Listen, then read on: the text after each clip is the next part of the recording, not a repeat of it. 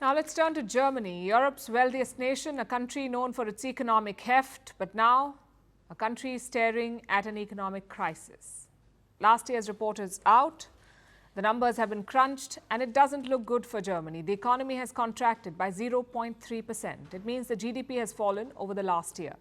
And the bad news does not end there. Reports say that this year things may not improve. 2024 could be another recession year for Germany, making it back-to-back years of negative growth for the first time since 2002-2003. In other words, these could be the worst years for the German economy in more than 2 decades. So how did it come to this? How did Europe's growth engine fail? Well, first, let's give the excuses. Germany had already been struggling since the Wuhan virus pandemic, we all were, but the effects lingered in Germany, almost like a case of long COVID. The global supply chains that were broken had not yet healed when another crisis erupted, the war in Ukraine, and Germany was particularly affected because of its dependence on Russia for oil and natural gas. Before the war broke out, Germany imported over half of its gas and over a third of its oil from Russia. These cheap Russian fossil fuels were helping drive German growth. But after the war started, the Russian taps were shut and Germany had to scramble for fuel. Around this time last year, Germany declared that it was no longer dependent on Russia. It had found alternatives from around the world. But these were never going to be cheaper than the Russian imports. You see, Russia and Germany had direct fuel pipelines, the Nord Streams. They directly linked Russia to Germany. Whatever Germany imports now will cost more than that arrangement. And that means Germans have to pay more, all Germans. Therefore, you have energy inflation, a cost of living crisis, and Germans trying to save more and consume less. And all of it reflects in the data. Last year, household consumption in Germany went down by 0.7%. And it wasn't just households tightening their purse strings. The German government took a cutback too. Government expenditure fell by 1.7%. And all this is reflected in Germany's falling GDP. It's a domino effect. And it won't end here.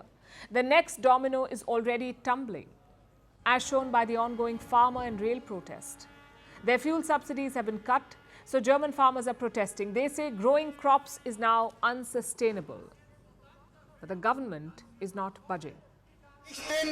I can't promise you more state aid from the federal budget today, but we can fight together for you to enjoy more freedom and respect for your work. That was the finance minister speaking, but the protesters and the farmers were in no mood to listen. They were heard booing and jeering. But the minister cannot promise aid when the state coffers are running dry. That's why the government has cut spending by 1.7%. And why they're trying to cut the subsidy for farmers. Now, you may wonder, why doesn't the German government just borrow some money? Countries like the US seem to do it all the time. So why doesn't Germany follow suit? Well, because the German government cannot do it. They are constitutionally prohibited from borrowing beyond a point. They have a law known as the debt brake. And this law stops both the central and state governments from taking extra loans. It's the only big economy with such a stringent borrowing limit, and that's partially why it was the worst performing big economy last year. Unlike everyone else, Germany cannot bail itself out of trouble. So these were Germany's excuses for the poor economic performance in 2023. They may convince some people, but they're not working on German farmers or railway staff, and they're really not working for Germany's image. The country has been known for one thing over the last few decades, and that's economic growth. It's been Europe's leading light, its biggest economy, its growth engine.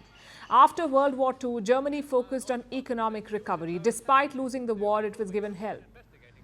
It received funds from the US as part of a stimulus package.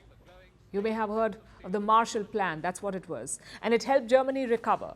The old war machine turned into a growth machine. But now the same Germany seems to be economically battered again, and with no new Marshall Plan in sight, it is regaining its old reputation, the sick man of Europe.